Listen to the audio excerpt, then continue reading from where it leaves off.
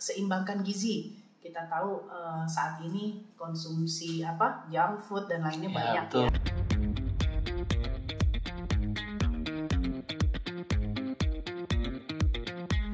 Selamat datang sahabat-sahabat Hermina. Kita kembali lagi di podcast Hermina. Bersama saya sudah ada Dr. Pravitri SPJP, dokter penyakit jantung di Hermina Bogor.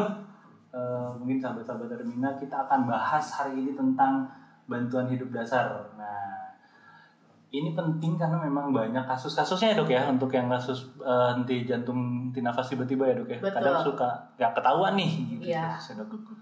Boleh dok. Apa sih tujuan dilakukannya BHD dok sebenarnya dok? Baik, terima kasih sahabat Hermina, ketemu kembali ya kita di hari ini. Jadi penting untuk mengetahui bantuan hidup dasar karena biasanya bantuan hidup dasar itu dilakukan pada saat pasien dengan henti jantung. Ya, henti jantung itu merupakan kejadian mendadak dan diawali dengan penurunan kesadaran sehingga bisa merubah fungsi dari pompa jantungnya sendiri. Nah, untuk menyelamatkan yang awal adalah dapat dilakukan bantuan hidup dasar berupa resusitasi. Jadi tahu tujuannya untuk life saving atau penyelamatan.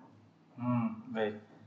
Siapa saja sih dok yang bisa melakukan untuk bantuan hidup dasar ini dok? Ya, jadi prinsipnya harusnya semua orang bisa melakukan bantuan hidup dasar ini ya, karena kejadian henti jantung mendadak ini tidak hanya di rumah sakit, di mana saja gitu. Jadi diharapkan pihak keluarga bisa memberi pertolongan pertama supaya bisa life saving lah intinya. Bisa untuk semua orang berarti dok ya?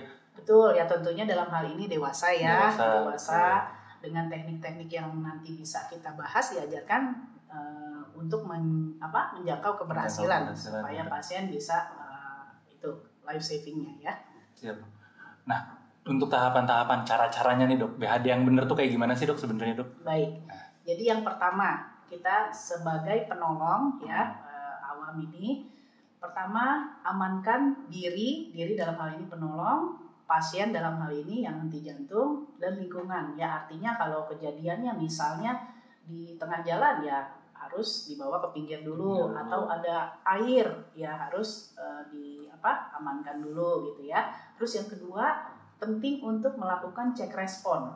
Bagaimana cek responnya? Cek respon dengan mengguncang tubuh pasien, dipanggil, bisa diberikan sedikit rangsang nyeri ya, dicubit gitu. Pastikan bahwa pasien tersebut tidak sadar. Nah, kemudian setelah itu kita panggil bantuan berupa panggil ambulan ya, ditelepon gitu atau sebagainya, tapi tetap penolong di samping pasien ya. Kemudian setelah itu bila tidak ada respon, sudah panggil bantuan, berdirilah di samping pasien. Kemudian tangan keduanya dilingkarkan, kemudian letakkan di setengah bawah dada pasien ya. Terus diberikan penekanan dengan kecepatan 100 sampai 120 kali per menit dan kedalamannya 5 sampai 6 cm.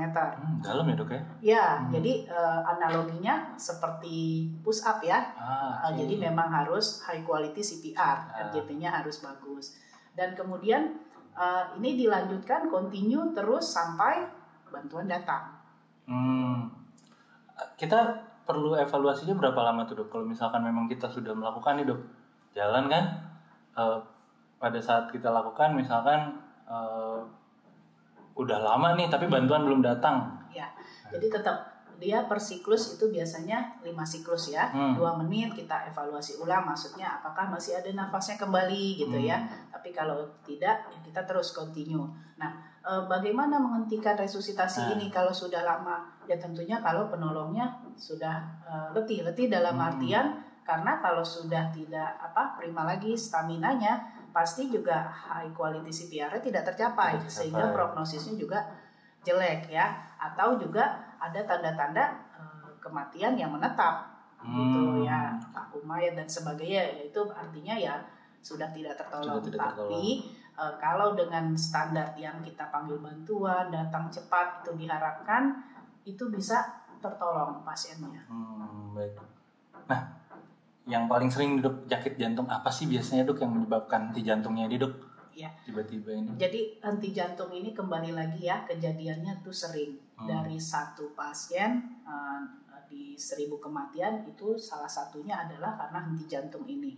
Nah, henti jantung itu didasarkan pada penyakit yang disebut penyakit jantung koroner, itu yang tersering.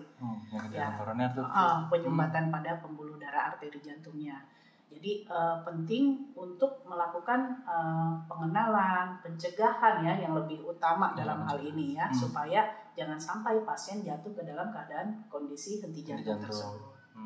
Nah, pencegahannya nih dok, tadi kan dokter udah nyinggung-nyinggung nih, pencegahan apa nih yang paling penting nih biasanya nih? Ya, jadi pencegahan selalu kita prinsipnya dengan 5 panca usaha sehat jantung.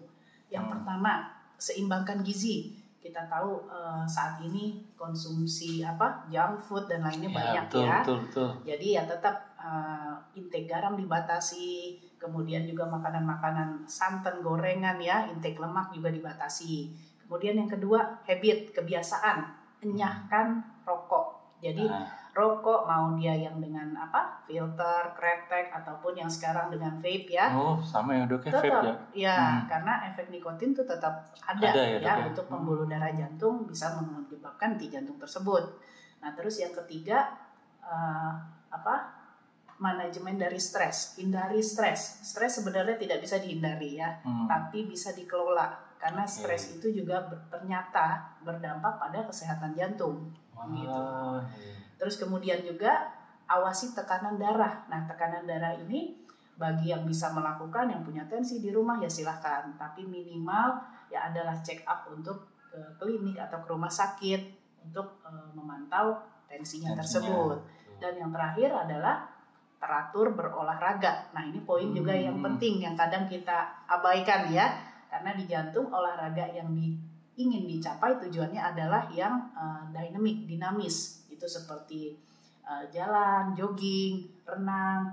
Yang terpenting adalah intensitas dan durasinya yang kontinu. Intensitasnya bagaimana dok? Intensitasnya sedang dengan durasi 30 menit dalam seminggu itu minimal 3 kali. Nah, kalau dia usianya muda, baik ya dalam hal ini terlatih tiap hari dilakukan itu juga lebih baik. Oh, tiap hari juga nggak apa-apa ya dok berarti? Ya, selama intensitasnya sedang ya, bukan yang berat ya, bukan atau juga bentuk strain ya, karena kalau strain kan lebih ke otot. Siap dokter. Baik. Jadi kalau misalkan orang-orang yang olahraga itu kan ada juga tuh dok yang pada saat waktu olahraga dia di jantung tuh dok. Ya. Nah, itu penanganannya tetap sama berarti dok ya, untuk tahapan-tahapannya tetap sama ya dok ya? Iya, tahapan-tahapannya tetap sama. Cuma ya ini ditekankan jenis olahraganya juga yang dipilih. Nah, saya juga mungkin mau mengingatkan sedikit ya tentang kadang video-video yang suka viral, bagaimana tata laksana bila pasien pingsan atau pasien henti jantung, ada yang ditepuk-tepuk. Iya betul, yang ditepuk-tepuk ini ya betul. Ya, jadi secara medis itu belum bermakna lah, belum bermakna untuk menolong pasien tersebut. Jadi baiknya justru mempelajari untuk BHD ini. Ya, oh ya, kemudian ini dalam rangka Hari Jantung Sedunia ya, 29 September ini kami dari Perki mengadakan untuk demo BHD. Ya, hari Kamis 29 September di GBK Senayan. Wah, siap. Terima kasih dokter untuk pembincangan-bincangnya. Ya, itu ya teman-teman tentang bantuan hidup dasar. Jadi nanti ada pelatihan di tanggal 29 di GBK. Silahkan yang mau datang, kita nanti datang. Ada dummy, ada pelatihan. Kita akan perbanyaklah supaya kalau misalkan kejadian kita nggak panik ya. Sekian dari podcast Hermina hari ini. Terima kasih Dr. Pravitri atas waktunya. Terima kasih sahabat Hermina. Sampai jumpa lagi.